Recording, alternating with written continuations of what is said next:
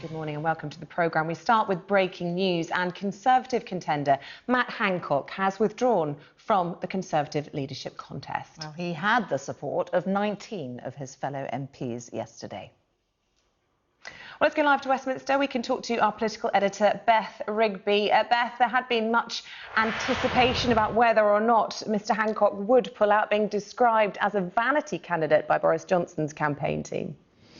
Yes, that's right. There was talk overnight about whether Mr Hancock would withdraw, quite simply because there were three different candidates quite closely linked in the campaign or closely together. That was Matt Hancock, Sajid Javid and Rory Stewart, all getting about the same number of votes. Mr Hancock obviously understanding that perhaps he wasn't going to get much further and could get knocked out in the second round. So he's decided to withdraw from the race. I've just interviewed him. He wouldn't tell me who he was going to switch allegiance to, although I know Mr Javid has been working hard on Mr Hancock, because I also interviewed Mr Javid this morning, who told me he wasn't pulling out of the race. He wouldn't discuss the conversation he had with Mr Hancock yesterday, but he's clearly behind the scenes trying to get Mr Hancock to fall in with him. The big question is, where do the votes of Mr Hancock go next? Because that really could affect who's in the final two,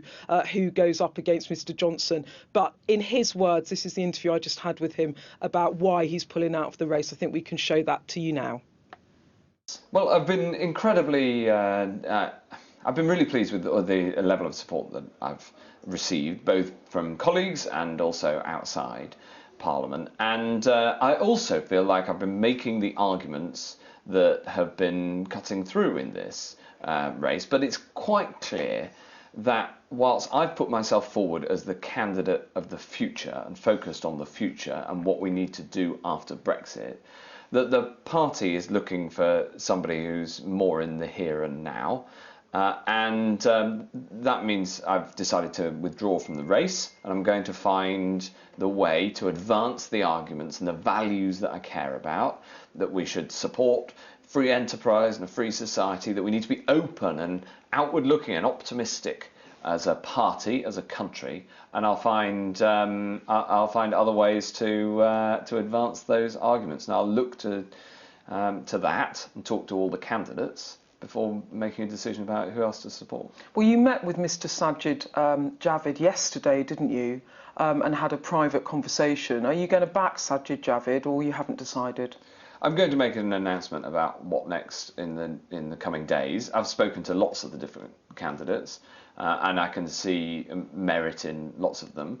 You know, ultimately, I put myself forward as the candidate of the future. I've been making arguments about what the party needs to be like, the values we need to have, the policies we need to have, the tone and the way that we talk, and how we need to be in touch with modern Britain and appealing to younger voters. And I'm going to be looking to see which candidates, what the candidates say, and how best to advance these arguments within the Conservative Party and ultimately within the government and the country. But ultimately, if you've got Mr Johnson in the final two as the here and now candidate, as you put it, the other two in that bracket at the top are Mr Gove and Mr Hunt, both here and now candidates too.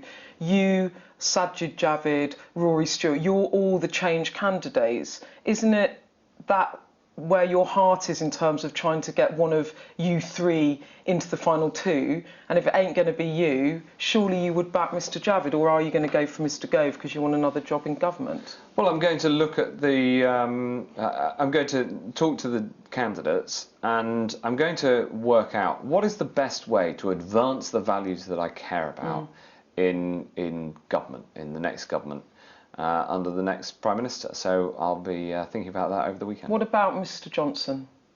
Well, as I say, I'm going to talk to all of the candidates and work out what is the best way to advance the values that I care about in the next Conservative government. Were you disappointed to come in with 20 just ahead of Rory Stewart? Did it make you just think, I've lost momentum, this is going to get embarrassing if I carry on? Is that what happened? I did better than we expected, and I was really pleased with the level of support. But it's also clear that making the argument for being the candidate for the future is not where the party is at the moment, and that's understandable because of the unique circumstances that we face. Following that logic, the other candidates of the future, Mr. Stewart and Mr. Javid, both with about the same votes that you had, and actually Mr. Raab as well, do you reckon they should just sort of pull out and let the big beasts fight it out? Well, now? they'll make their decisions. But what do you think? Well, I'm not going to put pressure on them. I'm going to think about what is the best way for me to advance the values that I care about, that I've articulated and made the case for in this campaign. And as I say, I feel like I've been winning arguments during the campaign. Trying to make the argument that this contest needs to be as open as possible. I called for TV debates. We're now having TV debates. I called for the whole future of the Conservative government to be more pro-business and pro-enterprise, and all the other candidates are coming to that. I said that we can't have prorogation of Parliament as a way to get through Brexit, and now increasingly the candidates are saying that too. Well, that just on Mr. Johnson, he apparently has privately told the ERG that he would be open to proroguing Parliament. He certainly hasn't publicly ruled that out. Is that a red line for you in terms of backing him? Well, I think that proroguing Parliament would be wrong. Yeah.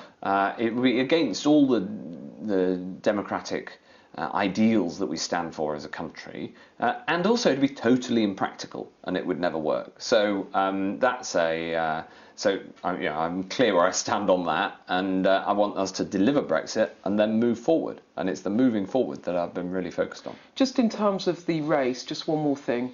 In terms of all of the candidates, wouldn't it be good to have the future of the Conservative Party in this race in the final two as well, given that Mr. Johnson looks like he's unassailable now? Wouldn't it be good to have someone that isn't, one of the old faces of the party in the final two? Surely that's where you're at. Well, that's the case that I've made. If you look at the results of the first round, the party is pretty clear that they want somebody who's involved in the debates of the here and now. Now, I'm going to focus on the future, and I'm going to concentrate on making sure this party is always looking with optimism to the future to deliver for people, because that's what we need to do. That's the whole point of being in politics, is to make life better for people in this country, and they're the values that I'm going to concentrate on.